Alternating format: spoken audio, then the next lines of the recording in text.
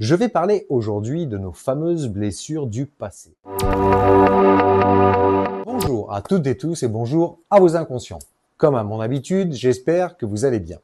Je vais parler aujourd'hui de nos fameuses blessures du passé. Alors, prêt pour votre dose de cash psychanalyse? C'est parti, on ouvre bien ses oreilles et comme vous le savez, votre inconscient fera le reste ou pas. Bonjour. Nous sommes tous habités par des blessures, des failles, des angoisses ou des peurs. Certaines prennent racine dès notre conception, inscrites dans notre génétique ou héritées de l'éducation de nos chers et tendres parents. Plus tard, notre développement d'enfant nous confronte à son tour à ces émotions archaïques. Même un événement en apparence anodin pour l'entourage peut être vécu comme un traumatisme activant des peurs qui figent ces blessures en nous dès notre plus jeune âge. Quel impact de ce passé sur votre présent? Au quotidien, ces fêlures vous empêchent parfois d'être pleinement vous-même. Pourtant, il est possible de les apaiser. Dites-vous que ce qui vous freine aujourd'hui n'est souvent que l'écho d'une blessure passée qui conditionne votre réalité. Dans ces moments d'inconfort, il est primordial de s'arrêter pour observer la situation avec un temps d'avance et de recul. Posez-vous cette simple question, qui est déjà le premier pas vers l'apaisement. Cette angoisse que je ressens appartient-elle à ce que je vis ici et maintenant, ou n'est-elle que la réactivation d'une blessure passée non résolue? Apporter du discernement est la clé. Il s'agit simplement de cerner ce que vous vivez et ce que vous dites. Pour mieux appréhender notre présent, nous devons analyser notre environnement actuel et prendre conscience de 4 vérités fondamentales. Le premier est le bénéfice secondaire. Nos propres failles nous apportent un avantage caché, celui de nous maintenir figés dans nos schémas, nos croyances et nos manques. L'illusion d'appartenance. Certaines de ces blessures ne nous appartiennent pas. L'héritage invisible. Nous n'avons parfois été que les réceptacles passifs de schémas transmis et non résolus par nos aïeux. Tout comme vous, j'ai connu ces environnements qui réactivent les peurs profondes.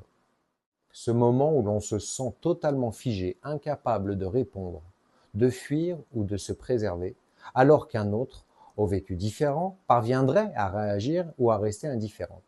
Durant des années, cette paralysie a nourri chez moi une colère sourde, une image dégradée et un sentiment de lâcheté. C'est pourtant là que la psyché humaine est fascinante. Pour préserver notre équilibre, notre esprit déploie des mécanismes de défense. Parfois aussi, une forme de paranoïa s'installe, créant des scénarios imaginaires pour faire face à un environnement toxique. L'exemple type, c'est quand tu te refais la scène en boucle dans ta tête en te disant « la prochaine fois, je lui répondrai ça ». C'est ou en t'imaginant partir héroïquement en claquant la porte. Ton cerveau recrée une réalité où tu n'es plus figé pour tenter de réparer la partie de toi blessée. Heureusement, ces expériences passées peuvent devenir constructives. Pourquoi? Parce qu'avant, tu ne savais pas. Maintenant, tu sais. C'est précisément là que réside leur valeur. En mettant des mots sur mon histoire, j'ai mis en lumière des traumatismes ancrés qui parasitaient ma vie d'adulte. Analyser ces blocages m'a permis de comprendre mes propres mécanismes et notamment ce fameux bénéfice secondaire. Mais alors, pourquoi restons-nous ancrés dans ce qui nous fait souffrir? Par habitude. Aussi paradoxal que cela soit, l'inconfort familier est plus rassurant que l'inconnu. Nous ne connaissons que ce que nous reconnaissons. Et oui, l'inconnu nous fait tellement peur. Réécrire sa propre histoire permet d'apaiser ses failles et de briser les cycles de répétition. Le but n'est pas de foncer tête baissée contre ce qui nous blesse, mais bien de comprendre ce que ces épreuves révèlent de notre perception de nous-mêmes. Aller se confronter à soi-même, et seulement à soi-même, demande du courage, de l'honnêteté et de la résilience. C'est dans cette étape indispensable que se niche la clé pour désamorcer un passé trop douloureux qui fait de l'ombre à notre vie actuelle. Le processus est parfois éprouvant, mais il devient d'une clarté évidente dès lors que l'on accepte d'écouter réellement ce que notre discours inconscient tente de nous dire depuis si longtemps.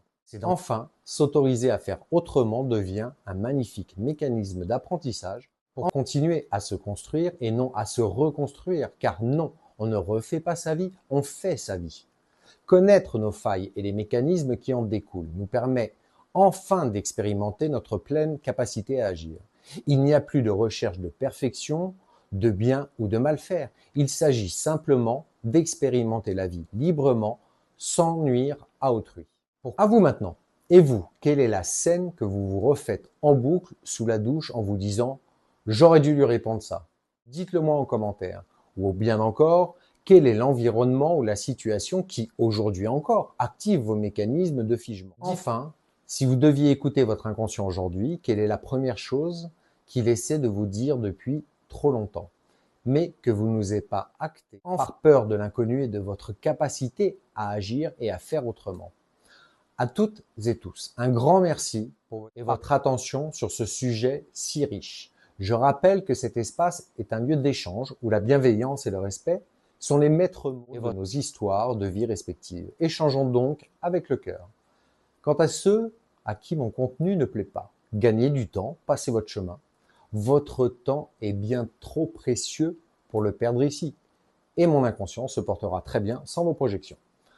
Au revoir à toutes et tous et au revoir à vos magnifiques et passionnants inconscients.